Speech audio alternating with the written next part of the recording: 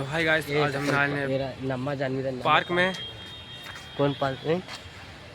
भवन बुद्ध, जो कि बहुत अच्छा कुछ पटना का है, खूबसूरत है और झकास भी है। जो कि देख सकते हैं, पार्क है बहुत, और देख सकते हैं इंडिया गेट तरी आप लोग देखे होंगे।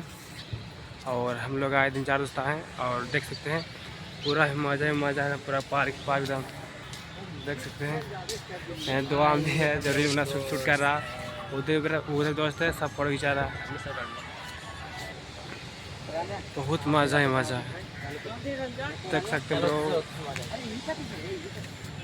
और उधर लॉन्ग भी है, बहुत ज़बरदस्त मस्त ये जगह है, जो कि सब लोग यहीं से हुआ वायरल बना के वीडियो।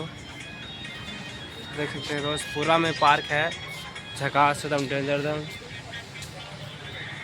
इन्हें गर्लफ्रेंड के लिए मस्त है, और इन्हें पूरा मौज मस्ती कर सकते थे, बोल सकता ब्रो, खाली गर्लफ्रेंड के लेके।